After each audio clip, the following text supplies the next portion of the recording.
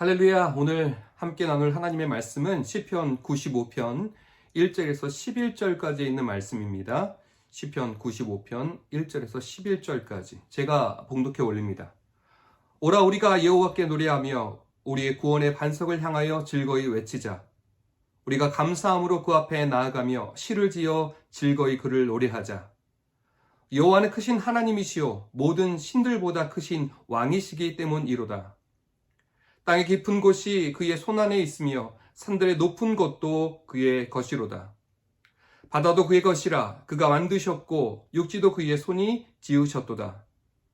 오라 우리가 굽혀 경배하며 우리를 지으신 여호와 앞에 무릎을 꿇자.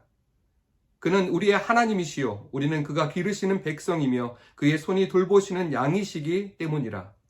너희가 오늘 그의 음성을 듣거든 너희는 무리바에서와 같이 또 광야의 마사에서 지냈던 날과 같이 너희 마음을 완악하게 하지 말지어다. 그때의 너희 조상들이 내가 행한 일을 보고서도 나를 시험하고 조사하였도다. 내가 40년 동안 그 세대로 말미암아 근심하여 이르기를 그들은 마음이 미혹된 백성이라 내 길을 알지 못한다 하였도다. 그러므로 내가 노하여 맹세하기를 그들은 내 안에 들어오지 못하리라 하였도다. 아멘. 할렐루야. 사랑하는 성도 여러분, 하나님의 은혜와 평강이 여러분의 삶의 자리에 가득하시기를 예수님의 이름으로 축원합니다. 여러분, 우리는 매주 예배를 드립니다. 때로는 교회 안에서, 또 때로는 방송이나 영상을 통해서, 혹은 각자의 처소에서 하나님을 향한 마음을 모읍니다. 그런데 우리가 드리는 이 예배가 과연 하나님이 기뻐 받으시는 온전한 예배인지, 아니면 우리만의 익숙한 종교적 형식에 빠져있는 그저 흘러가는 시간은 아닌지 되돌아볼 필요가 있습니다. 미국의 기독교 작가인 A.W. 토저는 이렇게 말했습니다. 우리가 하나님을 예배하는 데 실패한다면 우리는 우리가 지음받은 그 목적 자체를 실패하는 것이다. 여러분, 우리가 드리는 예배는 정해진 시간에 노래하고 말씀을 듣는 프로그램이 아닙니다. 피조물이 창조주를 만나고 길 잃은 양이 목자를 만나는 생명의 사건입니다. 그런데 이런 실제적인 사건이 우리에게 어떻게 나타나고 있을까요? 살아계신 하나님을 향한 정직한 반응인지, 아니면 그저 습관에 치우친 우리의 모습인지, 과연 어떤 모습으로 하나님 앞에 우리가 서 있는지 정확하게 인지하고 말씀과 은혜와 사랑과 예배자의 자리를 회복하는 은혜가 우리에게 있어야 할 줄 믿습니다. 오늘 보면 시편 95편은 우리가 이 생동감 넘치는 예배의 자리에 어떻게 참여해야 하는지,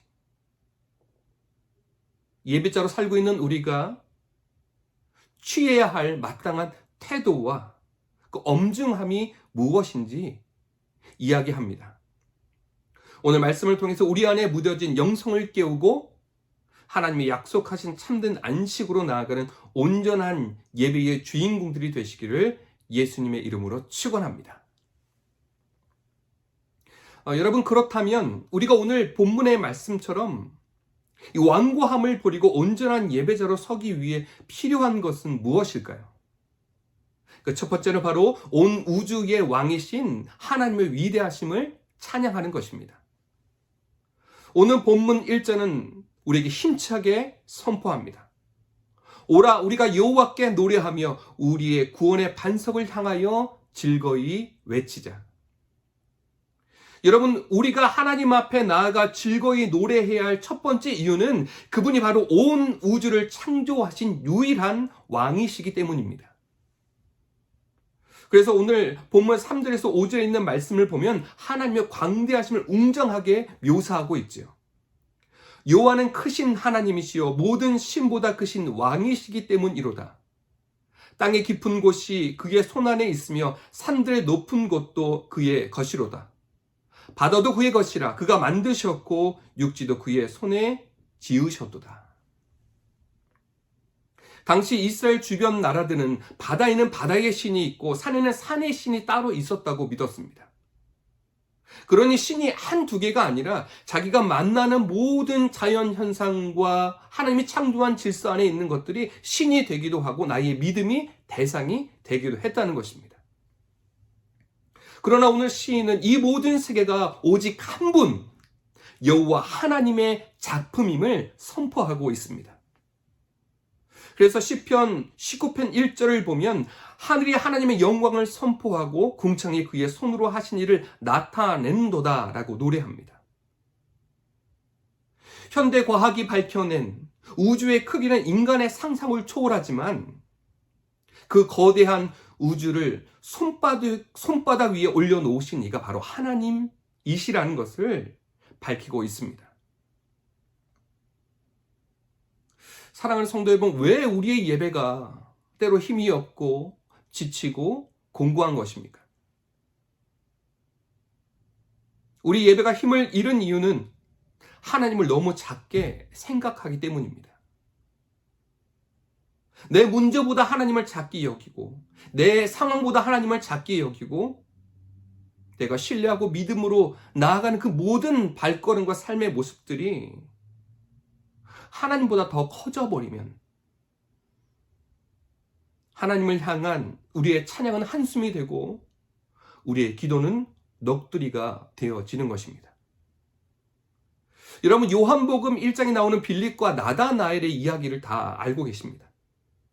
빌립이 예수님을 만난 직후에 친구 나다나엘에게 달려가서 감격에 겨워서 이렇게 외칩니다. 모세와 선지자들이 기록한 그분을 우리가 드디어 만났네.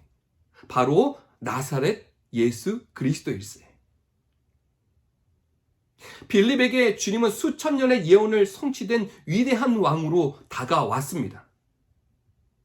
하지만 나다나엘의 반응은 어땠습니까? 너무나 차가웠습니다. 나사렛에서 무슨 선한 것이 날 수 있느냐? 나다나엘은 자기의 지식과 고전관념이라는 작은 틀 안에서 예수님을 가둠으로 말미암아 나사렛이라는 시골 동네의 배경을 보았고 그분이 온 우주의 주권자임을 바라보지 못했던 것입니다. 그때 빌립에 던진 한마디가 무엇일까요? 와서 보라, 와 보라 라는 초대의 말이었습니다.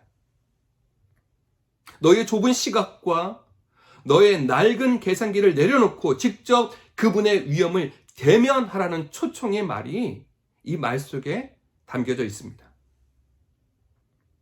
실제로 나다나엘이 주님 앞에 섰을 때 주님은 그의 속마음을 이미 알고 계심을 발견하자마자 그의 입에서 터져나온 고백이 무엇이었습니까? 당신은 하나님의 아들이시요 당신은 이스라엘의 임금이로소이다 라는 고백이었습니다. 나사렛 청년으로만 보았을 때 비웃음의 대상이었지만 그분의 신성을 발견하는 순간 그는 그분 앞에 무릎을 꿇을 수밖에 없었던 것입니다. 사랑하는 성도 여러분, 우리의 예배도 마찬가지입니다. 하나님을 내 수준으로 끌어내려서 나의 필요를 채우시고 도움을 주시는 분 또는 내 삶의 부와 영광을 선물할 분으로 여기지 말아야 합니다.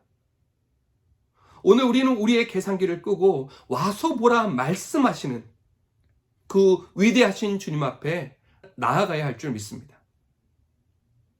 오늘 우리는 우리의 계산기를 끄고 와서 보라 하시는 주님의 위대하심 앞에 서야 합니다. 예배의 대상이 누구인지 명확하게 기억할 때 우리의 영혼의 노래는 회복될 것입니다. 그러므로 사랑하는 성도 여러분, 나를 주의 수렁에서 건져 올리시고 지금까지 신실하게 인도해 오신 그 하나님 아버지의 사랑과 은혜를 잃어버리는 순간 우리 예배는 메마른 형식이 되고 맙니다. 여러분, 기억하셔야 합니다. 예배의 출발은 하나님의 가치가 얼마나 위대한가를 발견하는 것이고 내가 그분을 예배하는 예배자임을 깨닫는 데서부터 시작하는 것입니다. 하나님은 하나님으로 대접해 드리는 것, 그분의 합당한 가치를 인정해 드리는 것이 바로 예배의 본질입니다. 그러므로 여러분의 작은 계산기를 내려놓고 주님의 광대하심 앞에 다시 서는 은혜가 있기를 바랍니다. 그리고 이미 베풀어 주신 은혜에 감사하며 신령과 진정으로 그분의 위엄을 찬양하는 온전한 예배자들이 되시기를 예수님의 이름으로 축원합니다. 둘째로, 우리가 온전한 예배자로 살아가기 위해서는 우리를 기르시는 목자와의 관계 안으로 온전히 들어가야 합니다. 하나님은 저 하늘 높이 계신 어쩜 우리와 상관없는 분이 아닙니다.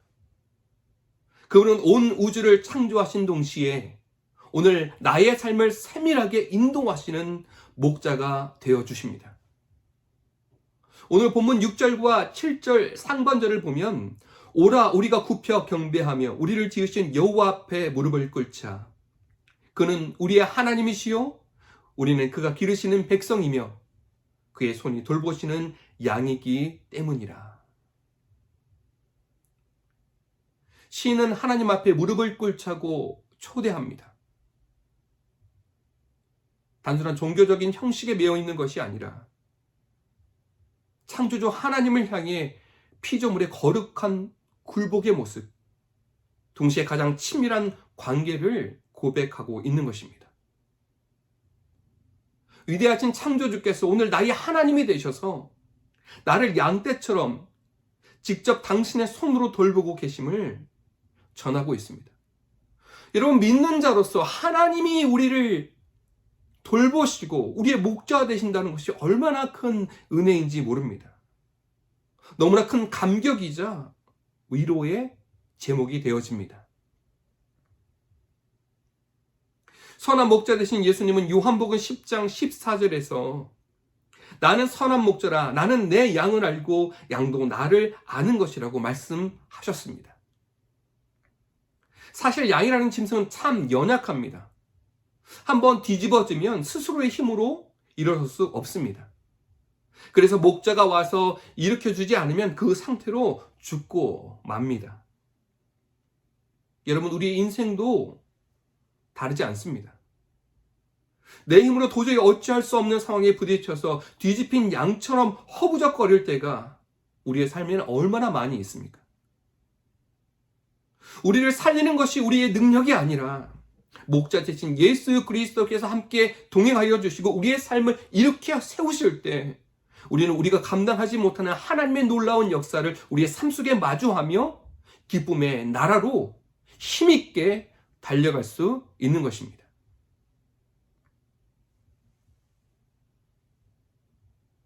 목자는 양이 예뻐서가 아니라 자신의 양이기 때문에 끝까지 찾아내고 돌보고 살려내십니다. 예배는 바로 이 목자와 양의 관계를 회복하는 시간입니다. 나는 주님의 소유입니다. 주님이 나를 기르십니다. 나를 돌보십니다. 그래서 내가 하나님을 예배하고 왕 되신 주님을 예배합니다. 성령의 역사 안에서 그렇게 힘있게 하나님 앞에 나아가는 것입니다. 라는 삶의 고백을 예배를 통해 확증하는 것이고 우리의 삶의 고백이 나타나는 것입니다.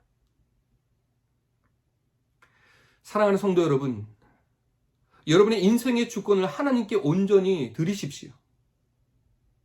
내 짧은 생각과 계산대로 우리가 나아갈 길을 만들지 말아야 합니다. 내가 길을 찾으려고 애쓰지 말고 나를 돌보시는 주님의 손길 아래 머무는 저와 여러분 되기를 바랍니다.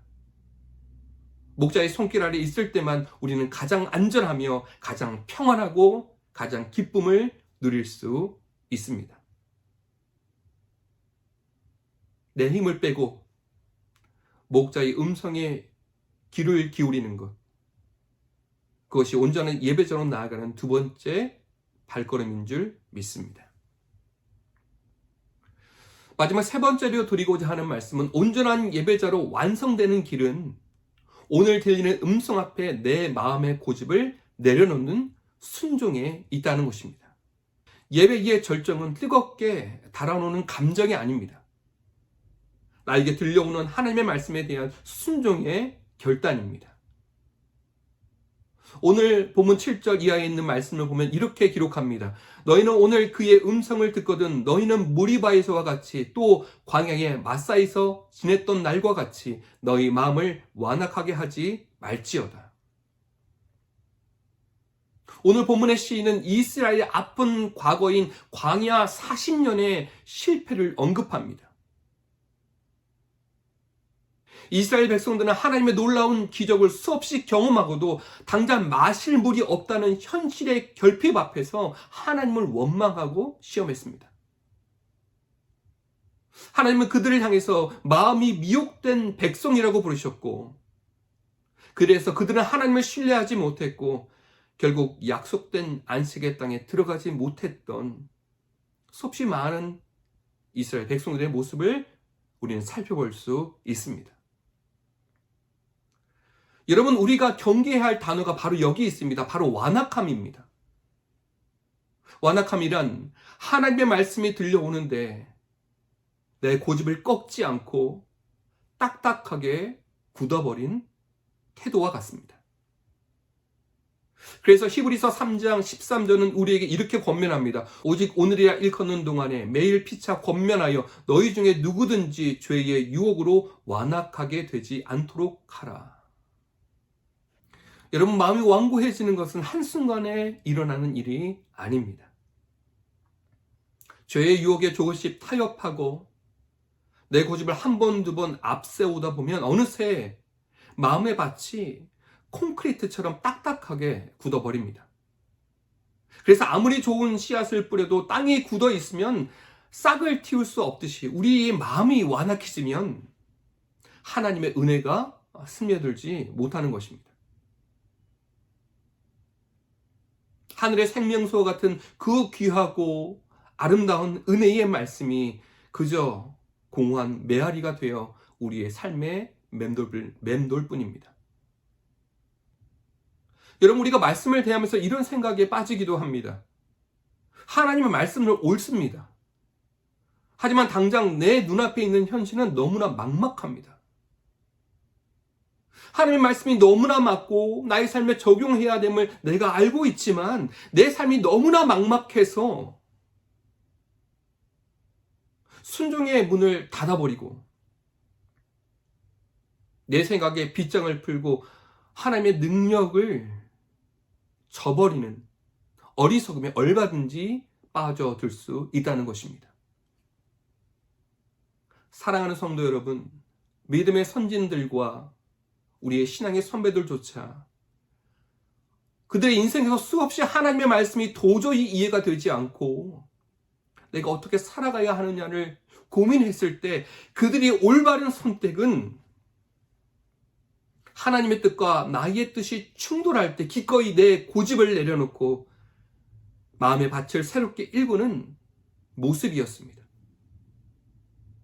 여러분, 이것이 예배입니다. 예배 안에서 나타나는 모든 상황 가운데 하나님의 말씀이 우리의 가슴에 다가오게 되었을 때 내 생각을 내려놓고 그 말씀에 순종하겠다고 다짐하는 것, 딱딱하게 굳어져 버린 우리의 마음을 밭을 갈아내는 농부의 심정으로 갈아내는 것, 그때야 비로소 진정한 예배가 하나님 앞에 올려질 수 있는 것입니다. 하나님의 말씀이 들릴 때 즉시 순종하는 것이 광야의 방황을 끝내고 참된 안식으로 들어가는 유일한 길임을 기억하시기 바랍니다. 말씀을 의지하는 것은 결코 헛된 희망을 품는 것이 아닙니다. 하나님은 순종하는 자들에게 반드시 약속하신 평강을 허락하십니다. 오늘 우리에게 들려주시는 목자의 음성 앞에 마음을 부드럽게 열고 순종의 걸음을 떼는 그 순간 저와 여러분이 바로 하나님께서 그렇게 찾으시는 온전한 예배자가 될 줄 믿으시기 바랍니다. 말씀의 결론을 맺습니다. 사랑하는 성도 여러분, 예배는 기쁨의 찬양으로 시작하여 순종의 결단으로 마무리하는 것입니다. 하나님의 크심을 노래하면서 정작 그분의 말씀 앞에서 마음이 굳게 닫혀 있다면 우리는 여전히 광야의 시간을 보내고 있는 이스라엘 백성들과 다르지 않습니다. 영국의 뛰어난 설교자였던 찰스 스펄전은 순종 없는 예배는 하나님 앞에 가증한 연기에 불과하다고 이야기했습니다. 저와 여러분은 하나님께서 돌보시는 양들입니다. 오늘 저와 여러분을 부르시는 목자 앞에 그 음성이 들릴 때 다른 어떤 것도 생각하지 말고 그의 음성을 듣고 그 길을 복되게 걸어간다면 오늘 그분께서 우리의 삶에 예비하신 푸른 초장과 쉴만한 물가로 나아가게 될 줄 믿습니다. 오늘 하루 찬양의 기쁨과 순종의 겸손함이 아름답게 어우러진 예배자의 삶, 오늘 그 아름다운 삶이 저와 여러분의 모습 속에 하나 되어지고 그렇게 하나님께서 이 시대에 찾으시는 아름다운 예배자들 되셔서 하늘의 평강과 안식을 누리는 성도들 되시기를 예수님의 이름으로 축원합니다. 기도하겠습니다. 만왕의 왕이시며 우리의 선한 목자 되신 하나님 아버지, 오늘도 귀한 생명의 말씀을 나누고 주님의 이름을 찬송할 수 있도록 주관하여 주시니 참으로 감사합니다. 온 우주의 주인이신 주님 앞에 우리가 마음을 다해 경배합니다. 늘 우리의 예배를 기쁘게 받아주시고 어디서나 주님 앞에 부끄럽지 않은 예배자로 살아갈 수 있도록 축복하여 주시옵소서. 은혜의 주님, 간절히 구하고 바라옵기는 우리 마음속에 있는 완고함과 이 어리석음의 빗장을 꺾어 주옵소서. 이스라엘 조상들처럼 하나님의 크신 은혜를 경험하고도 내 형편에 따라 원망하며 하나님을 시험했던 우리의 어리석음들이 있다면 용서하여 주시고 오늘 들려주시는 주의 음성 앞에 마음의 밭을 부드럽게 하고 즉시 순종함으로 주님의 약속하신 참된 안식에 들어가는 복을 누릴 수 있도록 인도하여 주시옵소서. 오늘 이 말씀을 듣는 모든 성도들이 이 한 주간도 선한 목자 되신 주님의 손길 아래서 참된 평안을 누리게 하시고 거친 세상 속에서 당당하게 믿음의 승리자로 살아갈 수 있도록 은혜 베풀어 주옵소서. 우리 인생의 참된 주권자 되시는 예수 그리스도의 이름으로 기도하옵나이다. 아멘.